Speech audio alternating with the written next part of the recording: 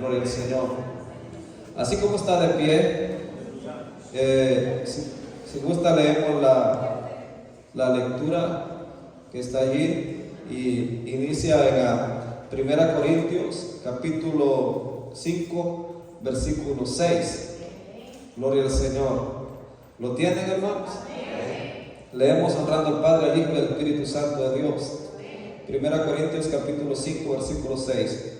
No es buena vuestra jactancia. ¿No sabéis que un poco de levadura leuda toda la masa? Limpiaos pues de la vieja levadura, para que seáis nueva masa, sin levadura como sois, porque nuestra Pascua, que es Cristo, ya fue sacrificada por nosotros. Así que celebramos la fiesta no con la vieja levadura, ni con la levadura de malicia y de maldad, sino con panes sin levadura, de sinceridad y de verdad. Os he escrito por carta que no os juntéis con los fornicarios, no absolutamente con los fornicarios de este mundo, o con los avaros, o con los ladrones, o con los idólatras, pues en tal caso os sería necesario salir del mundo. Más bien os escribí que no os juntéis con ninguno que, llamándose hermano, fuere fornicario, o avaro, o idólatra, o maldiciente, o borracho, o ladrón. Con el tal ni aun comáis. 2 Corintios 6:16. ¿Y qué acuerdo hay entre el pueblo, entre el templo de Dios y los ídolos? Porque vosotros sois el templo del Dios viviente, como Dios dijo: habitaré y andaré entre ellos, y seré su Dios, y ellos serán mi pueblo. Por lo cual salid de en medio de ellos y apartaos, dice el Señor, y no toquéis lo inmundo, y yo os recibiré. Y seré para vosotros por Padre, y vosotros me seréis hijos e hijas, dice el Señor Todopoderoso. Apocalipsis 2:19. Yo conozco tus obras, y amor, y fe, y servicio, y tu paciencia, y que tus obras postreras son más que las primeras. Pero tengo unas pocas cosas contra ti, que toleras a esa mujer Jezabel, que se dice profetiza, enseña y seduzca a mis siervos a fornicar y a comer cosas sacrificadas a los ídolos. Y yo le he dado tiempo para que se arrepienta, pero no quiere arrepentirse de su fornicación. He aquí, yo la arrojo en cama y en gran tribulación a los que con ella adulteran, si no se arrepiente de las obras de ella. Amén. Gloria al Señor. Pueden sentarse, hermano. Gloria a Dios. El tema de hoy es, como dije al principio, la iglesia frente al ecumenismo y el sincretismo. Los objetivos de la enseñanza van encaminada, número 1, evaluar el peligro del ecumenismo a la luz de la palabra de Dios, porque es un peligro. Interiorizar la actitud ideal para preservar la unidad sin perder la pureza. El 3, proyectar la conducta que viene de acuerdo con nuestra identidad como iglesia del Señor. El pensamiento central dice: la iglesia del Señor está llamada a conservar los más altos estándares de unidad entre el cuerpo de Cristo, pero también a cuidarse de no hacer alianzas con los paganos. El texto áureo: por lo cual salid de en medio de ellos y apartaos, dice el Señor, y no toquéis lo inmundo, y yo lo recibiré. En 2 Corintios 6:17. Adelante dice la enseñanza, hay una enseñanza importante, me gustaría leerla, y dice: los creyentes debemos amar a todos, pero sin olvidar que la iglesia está compuesta solamente por aquellos que han nacido de nuevo por la obra del Espíritu Santo de Dios. Amén. Gloria al Señor. Entonces, hermanos, hay dos palabras ahí en el tema. Una es ecumenismo y el sincretismo, y el tema dice la iglesia frente al movimiento ecuménico y la iglesia, es decir, frente al sincretismo. Entonces, no sé si alguien quiere opinar acerca de qué es ecumenismo o un movimiento ecuménico que pueda aportar? ¿Cuándo, Alexander? Amén. Dice que el movimiento ecuménico es una tendencia o movimiento que intenta la restauración de la unidad entre todas las iglesias cristianas. Miren, ese concepto es importante, esas son palabras que uno no ha escuchado. Dice el hermano que es una alianza que se quiere formar entre todas las iglesias, entre todas las organizaciones cristianas de este entonces. El movimiento ecuménico es eso, porque si nosotros partimos de eso, tenemos ese concepto, que es una alianza que busca una unidad de todas las iglesias, pero hay algo en ello, que no busca que todos vayamos a la verdad bíblica, sino que todos nos veamos, todos nos aliemos, no importando la interpretación o la forma en que veamos las escrituras. Y el otro es el sincretismo. No sé si alguien buscó qué es el sincretismo. Amén, hermano Alexander también. Se preparó, hermano Alexander. Le quería aportar Amén. Gracias al Señor. Sobre el ecumenismo, también encontré que dice que es una comunidad de iglesias en camino hacia la unidad visible en una sola fe y una sola comunión eucarística, sobre lo que usted estaba diciendo. Dice que el sincretismo es el sistema filosófico que trata de conciliar doctrinas diferentes. O hay otra que dice fusión o mezcla de creencias religiosas, especialmente la incorporación de elementos de otras religiones a la fe judía o cristiana. Amén. Muy claro lo que dice el hermano. Sincretismo es una mezcla, no es algo puro, es una mezcla.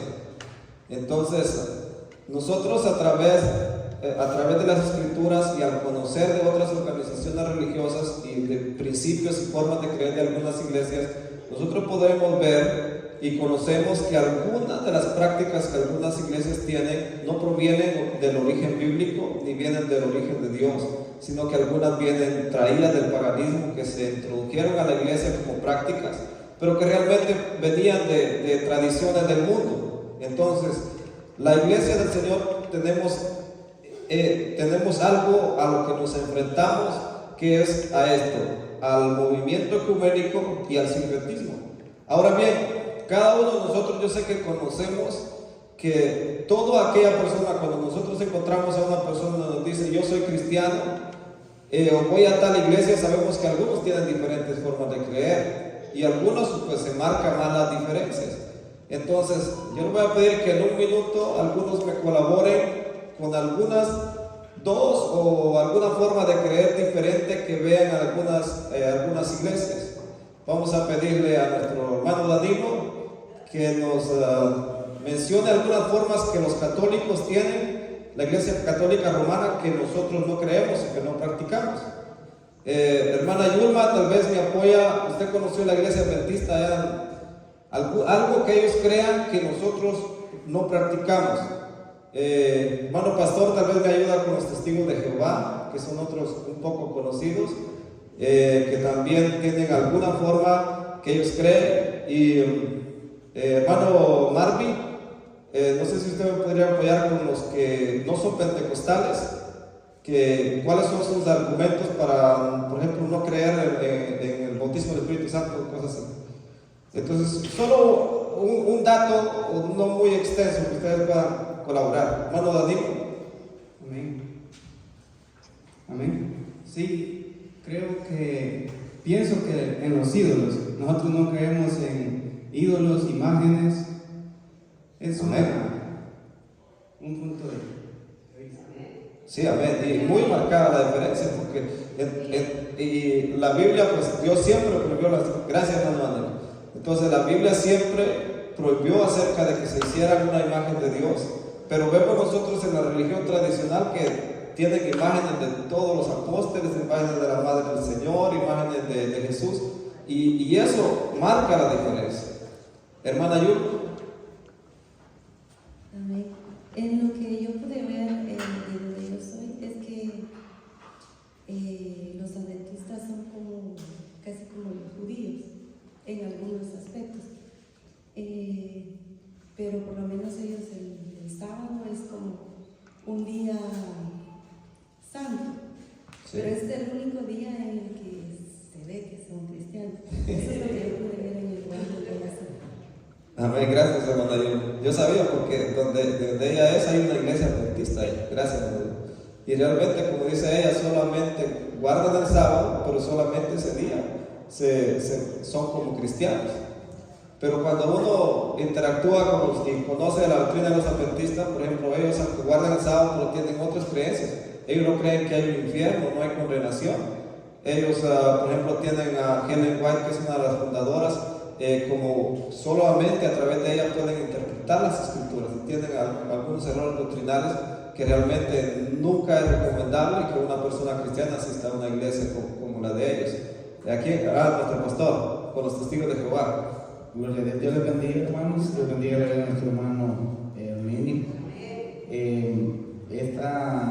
Esta denominación, o también se le puede llamar como una secta, porque ellos pues, fue fundada tienen un fundador, no directamente con bases como lo que tiene el cristianismo, ¿verdad? Y que tomaron parte, pero ellos, si ustedes, esos son los que andan ahí tocando de puerta en puerta también, que tienen parecido a los mormones, que le llaman mormones. En mi país hay unas iglesias que ellos hacen, que hasta, yo creo que allá en su pueblo, ¿cuál es la que hicieron acá, el edificio?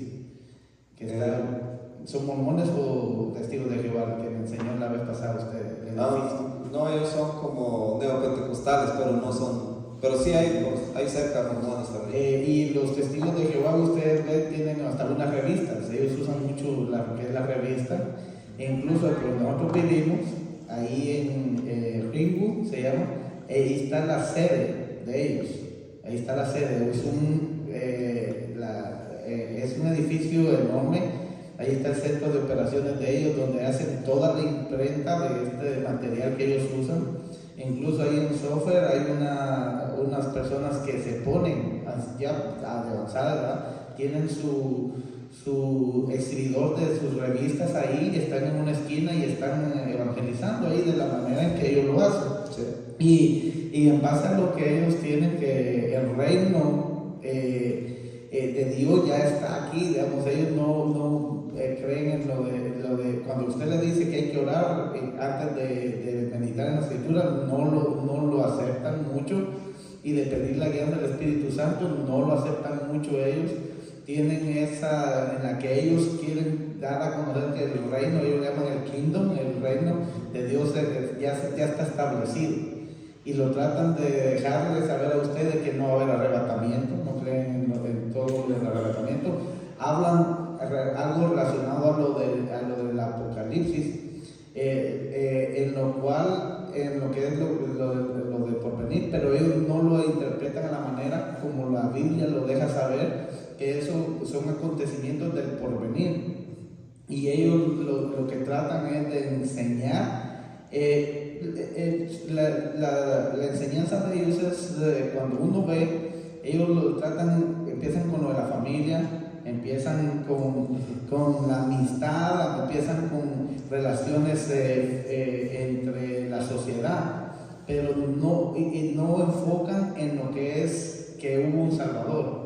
Es muy raro que mencione, si usted le menciona de la redención, que si usted le menciona del sacrificio y del rapto, para ellos eso no va acorde a lo que las enseñanzas.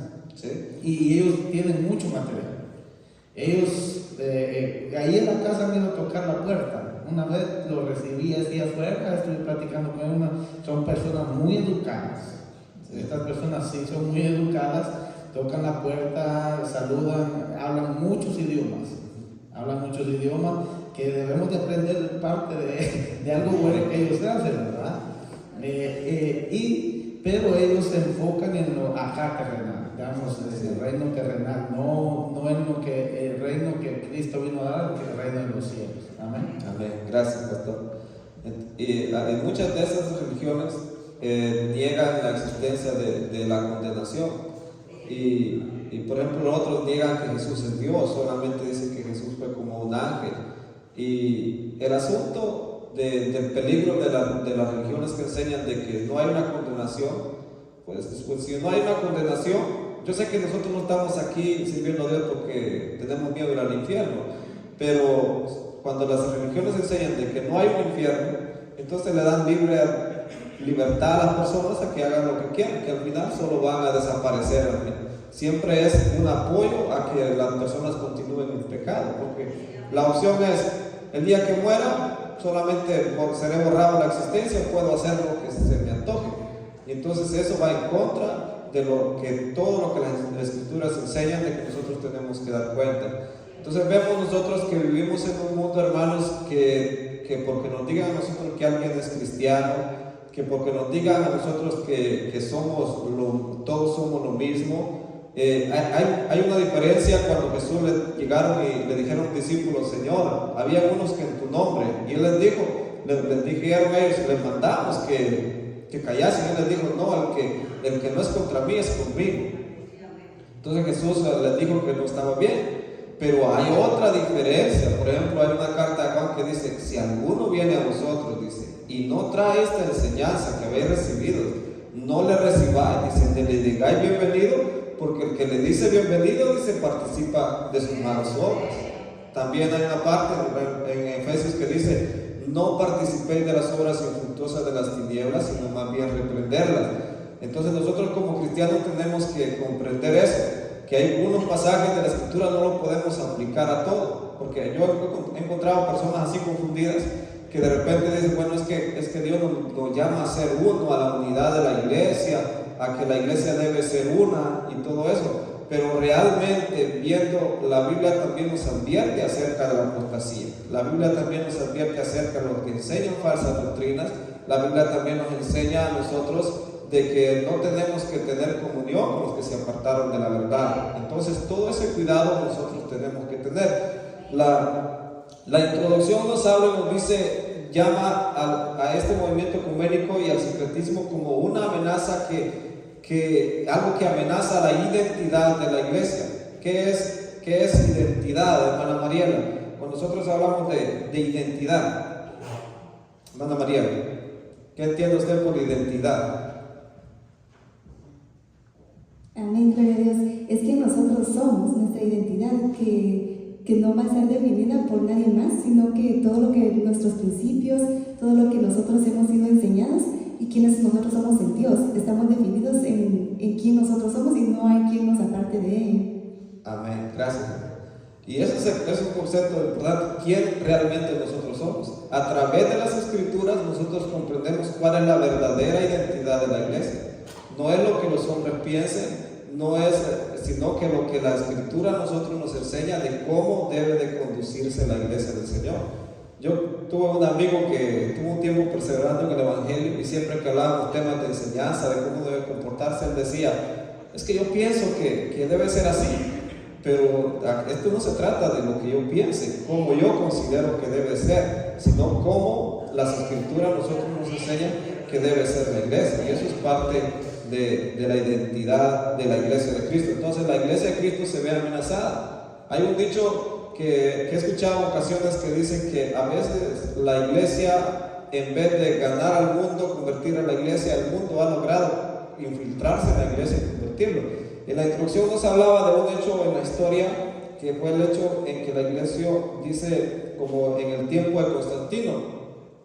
Ahí nos menciona, recuerden, para hacerlo rápido, cuando Jesús el imperio que gobernaba la región era el imperio romano, y ellos tenían sus emperadores, y estaba el César, el César era como un título quizás, pero se le llamaban el César al emperador y era el gobernador. Para el año, aproximadamente el año 300, siglo por ahí, este hombre logró logró dominar el imperio, tenía una batalla, él estaba luchando con un primo, Maxencio, no recuerdo el nombre, que estaba tratando de apoderarse de a ver quién iba a ser el otro emperador. Y cuando este hombre se dio cuenta de que muchos eran cristianos ya en el imperio romano, se apoyó de los cristianos y logró ganar esa batalla. Y cuando logró ganar esa batalla, él lo hizo con el apoyo de personas que ya eran cristianos.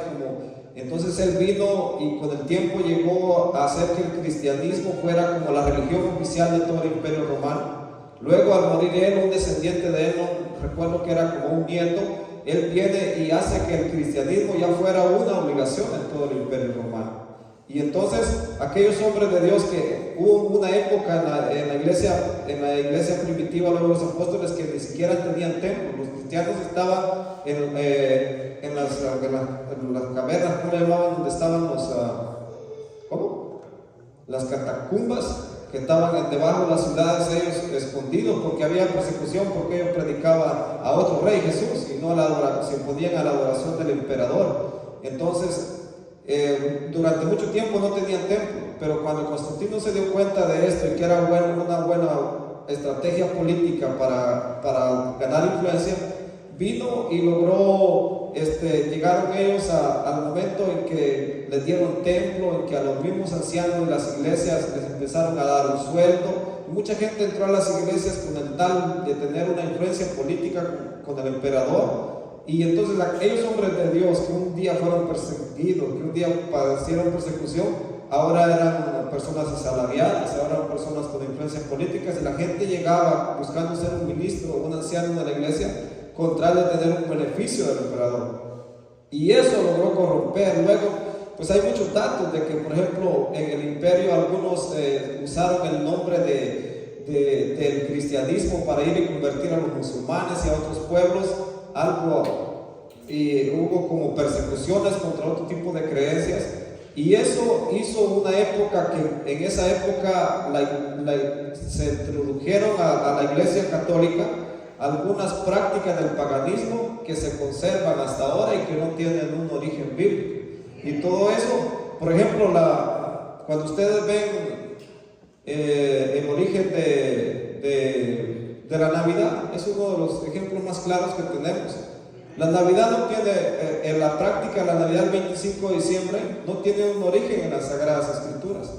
Algunos dicen de que pudo haber sido como en el tiempo de diciembre, los pastores no están en los campos, y ustedes ya hemos recibido enseñanzas acerca de eso. Pero en el paganismo romano, sí, exactamente el 25 de diciembre se celebraba el nacimiento de un dios sol.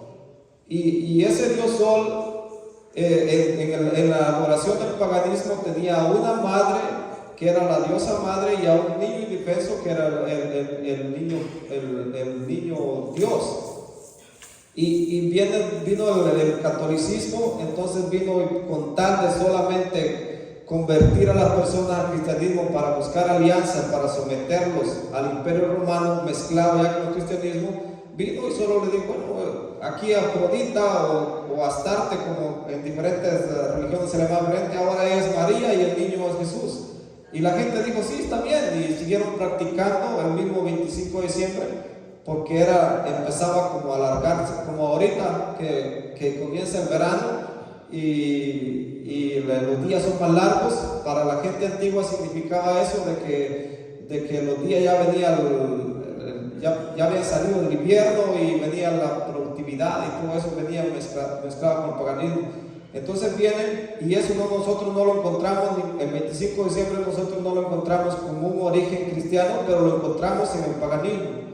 Entonces cuando nosotros, la iglesia del Señor, venimos y ellos lo mezclaron, y eso es el sincretismo. Entonces cuando nosotros conocemos la historia, por eso no aceptamos. Y nosotros no podemos celebrar lo que conocemos, que no tuvo un origen bíblico, sino que tuvo un origen en el paganismo. Y así hay otras creencias que a veces están dentro de la iglesia, que las personas tienen, pero que realmente apartan a los cristianos de la verdad y de lo que Dios realmente quiere que nosotros conservemos la palabra del Señor. Entonces el Espíritu Santo nos da a nosotros recomendaciones y nos da también cómo debemos nosotros de comportarnos frente a todo este tipo de situaciones que vemos en el mundo actual. Vamos a la primera parte. Los creyentes deben evitar la comunión con los falsos hermanos. El inciso A dice: los falsos hermanos son como levadura de malicia y de maldad. Aquí en la carta a los Corintios, el apóstol Pablo se encontró con un caso realmente complicado. El asunto era que uno de la congregación estaba en adulterio con su madrastra. Imagínense qué inmoralidad había ya dentro de la congregación. Y el asunto era que la persona seguía teniendo comunión entre los cristianos. Me imagino que hasta la Santa Cena estaba tomando esta persona, y no había quien se atreviera a juzgar ese caso. No había quien se atreviera, sino que vemos tal borde, sino que había tal inmoralidad que incluso la misma organización, la misma iglesia lo estaba consintiendo. Por eso les dice que es que tenía, incluso hasta se jactaban. Estaban tan corrompidos que hasta se jactaban de eso. Y entonces vemos nosotros que Dios está en contra, ahí donde muestra a nosotros el carácter de Dios, que Dios está en contra de todo aquello que es una mezcla, que no tiene nada que ver con la moralidad de Dios. Había una libertad espiritual, y a nosotros nos enseña, dice, que nosotros debemos de ser celosos de la santidad y dolernos cuando realmente se practica algo que es en contra de Dios. La iglesia de Cristo debe ser así, hermanos, siempre. Nosotros no podemos decir, no, pues está bien, todo está bien. O por ejemplo, por eso es que no podemos nosotros, cuando vemos que algo se hace en contra de las Escrituras, nosotros no lo podemos apoyar. Ni podemos pertenecer a una congregación en donde se hacen las cosas en contra de lo que la Escritura dice. Recuerdo una vez leí un historiador que decía, porque la Iglesia Católica durante mucho tiempo quemó Biblias, porque durante mucho tiempo a las personas les tuvieron que le leían en el idioma latín la Biblia, pero la gente no entendía latín. Solo tenían que asistir a misa, pagar sus ofrendas, pagar sus indulgencias, y todo era un cobro, pero ellos no tenían derecho a leer las Escrituras, a entenderlas, a que se las leyeran en un idioma. Todo era una obligación, un tiranismo usando el cristianismo. Y entonces vemos nosotros que todo eso hacía daño a la iglesia del Señor. Y aquí vemos que nosotros debemos ser celosos en contra de todo aquello que no está bien y que no está conforme a las Escrituras, y que a la vez debe de dolernos todo lo que se hace y que no está bien. Recuerdan en la Biblia que hubo un sacerdote que cuando vio el pecado único de Aarón, creo que era Eliezer o Eleazar, algo así, que cuando vio el pecado él mismo fue e hizo justicia, y luego Dios le dio el sacerdocio a él, porque él era celoso de las cosas de Dios. Aún el escritor dice: el celo de tu casa me consume. Entonces, ahora bien, tampoco no es hay diferencia entre el que es el celo de la obra de Dios y entre lo que es amar y dolerse cuando algo no funciona bien, a también como los fariseos. Es diferente, porque hay personas que usted va a conocer que son realmente estrictos, pero realmente cuando uno los ve no aman la obra de Dios y olvidan la misericordia, olvidan el ser compasivos, el apoyar a otros. Debe haber un balance en todo eso. Entonces, también ahí en ese inciso nos dice que la inmoralidad tiene un efecto dañino en la congregación, y nos enseña también que Dios ama la pureza doctrinal. Y cuando nosotros hablamos de qué es doctrina para nosotros, hermana pastora, ¿qué es doctrina? ¿Qué es una doctrina dentro de la iglesia del Señor? Amén, Dios le bendiga, hermanos. La doctrina es una enseñanza, una enseñanza que está basada en la palabra del Señor y la que nosotros debemos de seguir. Por eso Él dice que guardemos la sana doctrina, y el pastor ha predicado de lo que es la sana doctrina, en la que nos guía a nosotros vivir vidas agradables en santidad delante del Señor. En otras palabras, es una enseñanza. Amén.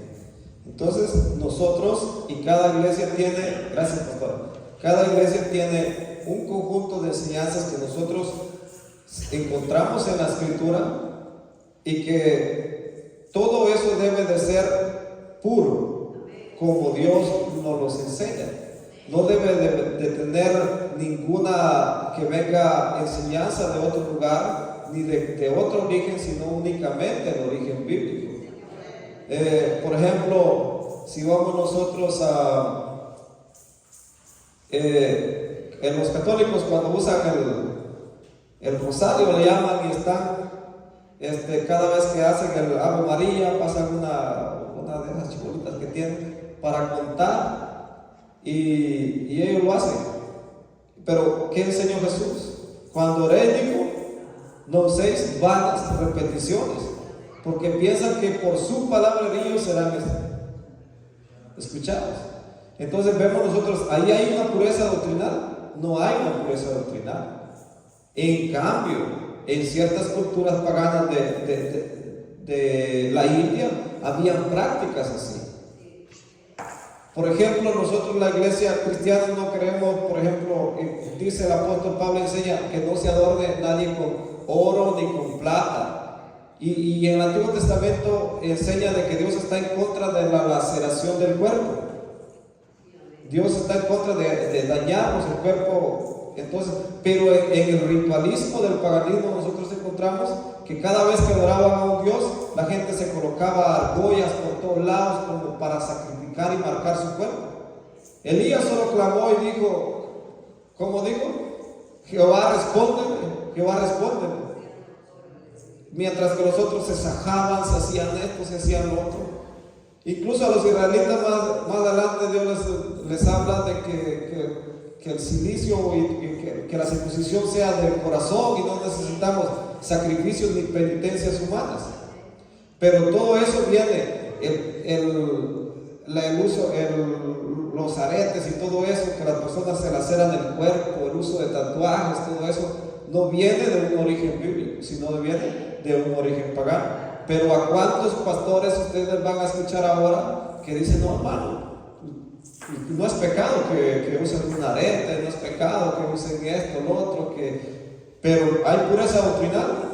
No hay pureza doctrinal. ¿Por qué? Porque está contradeciendo la verdad de la Escritura. El inciso 2 dice otra verdad, dice que es un imperativo. El versículo 7, donde dice, el 7 dice, limpiaos pues de la vieja levadura para que seáis nueva masa.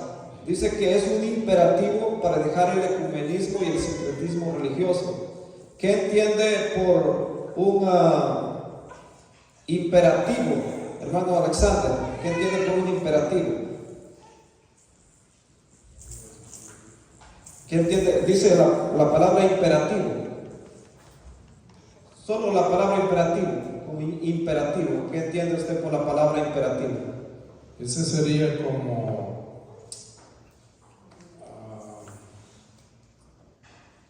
pues que verdad nosotros no podemos, ahí está la respuesta. No podemos. Que no podemos. Una orden imperativa, cuando usted le dice a un trabajador, le dice, puedes hacer esto o lo que quieras, eso no es una orden imperativa, porque usted le está dando opciones. Pero un imperativo es cuando le dice, vas a hacer esto. Sí, exactamente. O sea, como que no podemos no hay desobedecer. Exacto, gracias hermano Alexander. Entonces, cuando Dios dice eso, de que seamos nueva masa y no seamos masa con levadura, está dando Dios un imperativo, no está dando opciones. Dios está diciendo que nosotros no podemos. ¿Qué sucedía con la masa? Una masa pura, la levadura descompone la masa. La Biblia es lo mismo que habla las escrituras más adelante, que dice, donde dice, desead como niños, dice, la leche espiritual no adulterada, para que por ella crezcáis. decía un hermano predicando, hay lugares donde le venden la leche hasta con butes a uno, así. Los butes son unos pescaditos pequeños allá, porque para si hay algún hermano mexicano aquí que no conozca los butes, entonces hasta con pescado decía de que la adulteraban la leche.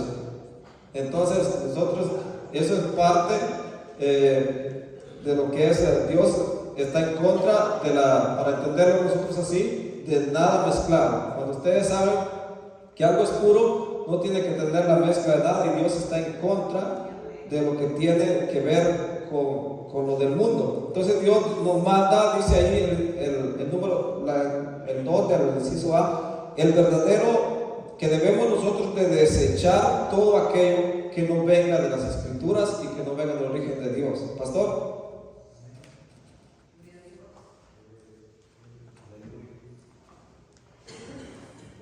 Gloria a Dios. Y el imperativo del versículo 7 es limpiados. Amén. Ese es el imperativo, donde dice de que no tiene que ver ninguna mezcla.